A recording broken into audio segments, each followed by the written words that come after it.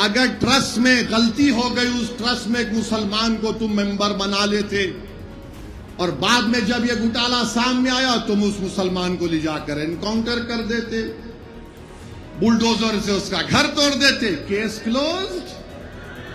चंपक तो मजे में है, चंपक अभी पूरे चंपक मजे में है। आप बताइए क्या हो रहा है? जिनको गिरफ्तार किया गया उनको पुलिस कस्टडी भी नहीं ली जाती। अब शायद आज के बाद, मेरे बोलने के बाद, शायद कल पुलिस कस्टडी ले लेंगे।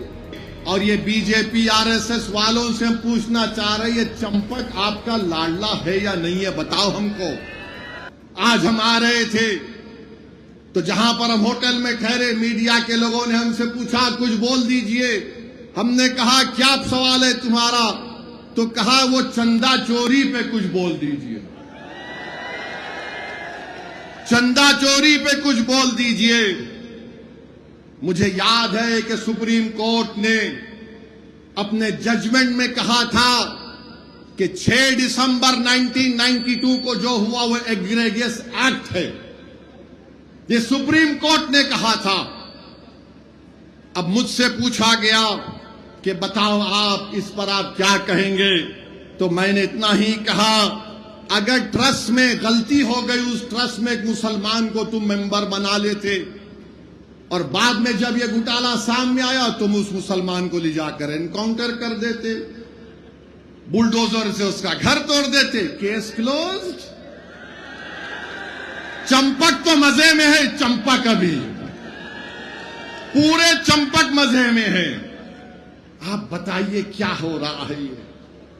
क्या हो रहा है बताइए आप? किसका घर नहीं तोड़ा जा रहा है? जिनको गिरफ्तार किया गया उनको पुलिस कस्टडी भी नहीं ली जाती। अब शायद आज के बाद, मेरे बोलने के बाद, शायद कल पुलिस कस्टडी ले लेंगे। बताओ आज क्या हो रहा है उत्तर प्रदेश में? मेरे अजीज दोस्तों और बुजुर्गों, हम आपसे अपील कर रहे हैं कि अपने इत्तेहाद को मजबूत करिए। और ये बीजेपी आरएसएस वालों से हम पूछना चाह रहे हैं, ये चंपक आपका लाडला है या नहीं है? बताओ हमको।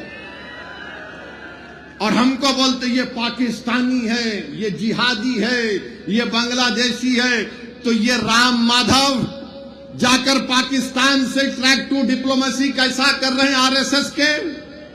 वो पाकिस्तान जिसने पहलगाम में भारत के 26 लोगों को गोली मार दी थी, वो पाकिस्तान जिसकी सपोर्ट पर दिल्ली में लाल किले पर सुसाइड बॉम्ब के जरिए 50 लोगों की मौत हुई, जिसमें हिंदू मुसलमान मारे गए। बोलो बीजेपी वालों, बोलो भारत के प्रधानमंत्री कैसे राम माधव जाकर बात कर रहे हैं? अगर बात करने वाले का नाम राम माधव जो आरएसएस के नहीं होता, ओवैसी होता, तो टीवी वाले आसमान को सर पे उठा लेते थे। कैसा तुम पाकिस्तान से बात करे? अरे हमको पाकिस्तान से क्या लेना देना? हमारे बुजुर्गों ने उस वक्त पाकिस्तान का रुख नहीं किया, हमने भारत को अपना सरजमीन माना और मानते रहेंगे इंशाअल्लाह ताला। तुम जुल्म करते जाओ मगर याद रखो हम इस जमीन को नहीं छोड़ने वाले हैं। इसी जमीन में पैदा हुए, इसी जमीन में इज्जत के साथ जिंदगी गुजारेंगे, इसी जमीन पर सीना तान कर अपनी हक की लड़ाई लड़ेंगे, इसी जमीन पर खड़े होकर अपना नेता बनाएंगे, इसी जमीन पर खड़े होकर जो हमारी सरजमीन है हम अपने पूरे हुकूक को मनवा कर रहेंगे। जो लोग हमको गाली देती हैं, मैं तुमको आज आईना दिखा रहा हूं, बताओ तुम उस पर क्या कहोगे? मेरे अजीज दोस्तों और बुजुर्गों, हम आपसे अपील कर रहे हैं कि मुत्तहदा तौर पर अपने वोट का इस्तेमाल आपको करना है। बीजेपी को रोकना है, आओ हाथ मिलाओ, हम तैयार हैं। मगर इसका यह मतलब नहीं है कि तुम मेरे इस बात को तुम कमजोरी की अलामत समझो। ये कमजोरी की अलामत नहीं है। अगर तुम हमारी बात को नहीं मानोगे तो तुम्हारा इख्तियार है, मगर याद रखो मजलिस इत्तेहाद उल मुस्लिमीन के हाथ बड़े दराज हैं। ये हाथ जो आज तुम्हारी तरफ दोस्ती के लिए बढ़ रहे हैं, कल तुम्हारे गिरबान के तार खेलेंगे तो तुम रोना नहीं, तुम रोना नहीं। और याद रखो इंशाअल्लाह ताला उत्तर प्रदेश के आने वाले विधानसभा में आप और हम मिलकर इंशाअल्लाह ताला पूरा गेम बदल देंगे। इंशाअल्लाह ताला पूरा गेम बदलेंगे। अब नहीं होगी गुलामी की बात, अब नहीं होगी दरी बिछाने की बात, अब हक की बात होगी, हिस्सेदारी की बात होगी, नेता बनाने की बात होगी। बाबा कहते हैं कि पीढ़ियां याद रखी जाएंगी। पिछले साल किसकी इबादतगाह के सामने तमाशा किया गया था वो आप जानते हैं, मगर आज हम देख रहे हैं कि आज हमको एक तरफ से डराया जाता है। अखिलेश कहते हैं कि अगर वोट मुझे नहीं दोगे तो कभी चुनाव नहीं होगा। अखिलेश यादव ये क्यों भूल जाते कि जब वो मुख्यमंत्री थे तो आजादी के बाद 50,000 मुसलमानों को उनके घर से बेघर कर दिया गया था। वो मुजफ्फरनगर का कांड जब हुआ था, अखिलेश यादव मुख्यमंत्री थे। उन्हीं के उस गलतियों की बिना पर आज हम देखते हैं कि बीजेपी इख्तिदार पर आकर बैठ गई और बोलते हैं कि चुनाव नहीं होगा। यही बात ममता बनर्जी ने कही थी बंगाल में, मगर आपने देख लिया क्या हुआ। मेरे अजीज दोस्तों और बुजुर्गों, मेरी आपसे अपील है कि जो एक तरफ डरा रहे हैं और दूसरी तरफ हमसे कहा जा रहा है कि तुमको ऐसी सजा देंगे कि तुम्हारी पीढ़ियां याद रखेंगे, हम इनसे पूछना चाहते हैं पहले अखिलेश यादव से। और अखिलेश यादव की पार्टी में एक साहब ने हमको मोहन भगवत से मिला दिया, मोहन भगवत से हमको मिला दिया। खैर, उसका भी जवाब देता हूं। याद रखो, तुम जो कुछ बोलोगे मैं हर एक का जवाब दूंगा। कोई माइका लाल पैदा नहीं हुआ जो मेरी जबान को रोक सके। संविधान और जमहूरियत के दायरे में रहकर बोल रहा हूं।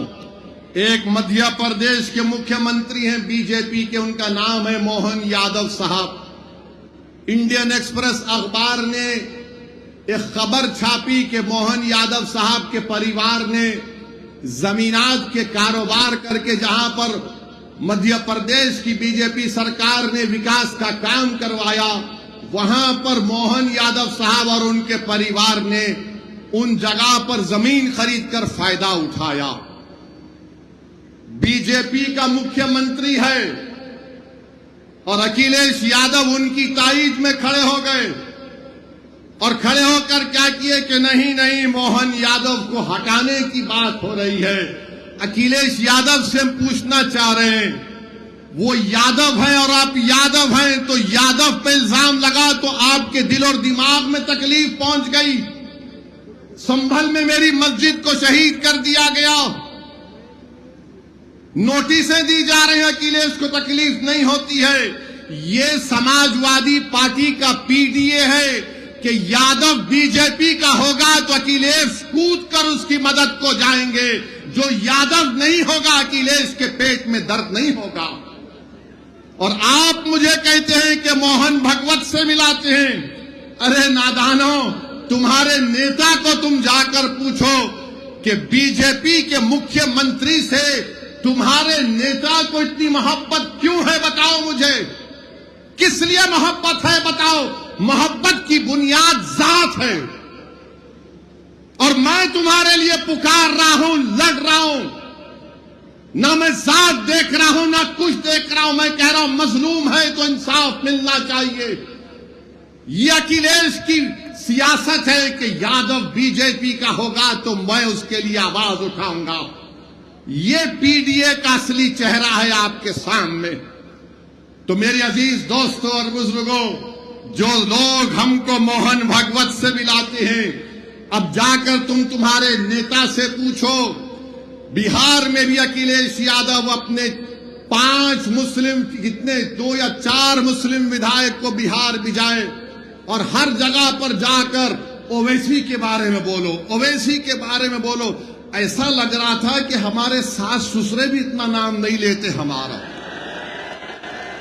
हमारा ही वजीफा पढ़ रहे थे।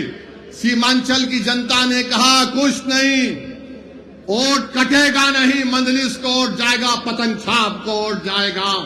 मैं उनसे कहना चाहूंगा, किसी शायर ने अच्छा कहा था कि जाहिद तंग नजर ने मुझे काफिर जाना और काफिर ये समझता है कि मुसलमान हूं मैं।